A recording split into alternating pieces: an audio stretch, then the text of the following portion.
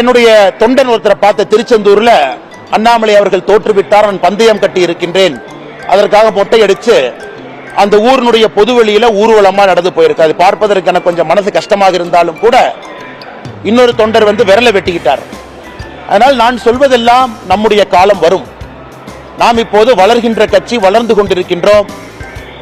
ஒரு பூனை ஆணையாக மாற வேண்டும் என்றால் ஒரு கடினமான பாதையில் அந்த பூனை நடந்து போகணும்.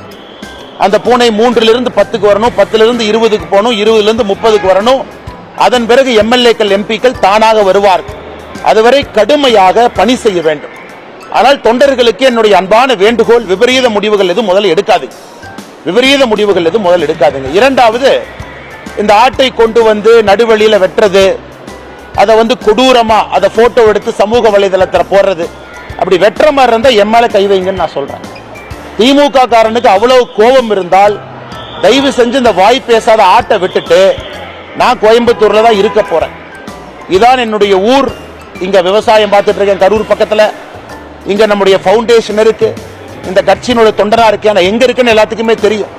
அப்படி திமுக இருக்கக்கூடிய தொண்டனுக்கு என் மீது அப்படிப்பட்ட ஒரு கோபம், அண்ணாமலையின் மீது கை வைக்க வேண்டும் என்ற ஆசை இருந்தால் எம்எல்ஏ கை வைங்க. அந்த அப்பாவி ஆட்டை, வாய் பேசாத ஆட்டை நடு ரோட்ல ஏன் தரதன இழுத்துட்டு போய் தலையை வெட்டி அது கொடூரமாக அந்த ரத்தம் வெளியே வர்றதெல்லாம் படமாக எடுத்து எதுக்கு சித்தரிச்சு சமூக வலைதளத்துல போடுறீங்க?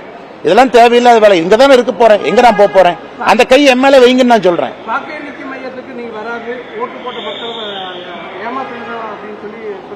யார் சொல்லிட்டு இருக்காங்க? யார் சொல்லிட்டு இருக்காங்க சொல்லுங்க. சமூக வலைதளத்துல எந்த ஐடி சொல்றாங்க? எந்த ஐடி சொல்றாங்க? இல்ல, எந்த ஒரு ஐடி பேர் சொல்லுங்க. ஆனா ஒரு பத்திரிகை நண்பர்கள் கேள்வி கேட்டா, பத்திரிகை நண்பர் தெரியாதுன்னா தெரியாதனாலதான் கேட்கிறேன்.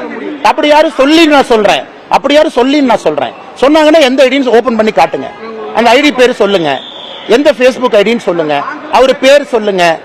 நான் இல்லைன்னு நான் சொல்றேன், இருக்குன்னா நீங்க கேட்கணும்ல. நீங்க எஸ்பி வேலுமணி சொன்னாருன்னு கேட்டீங்க, பதில் சொன்னேன்.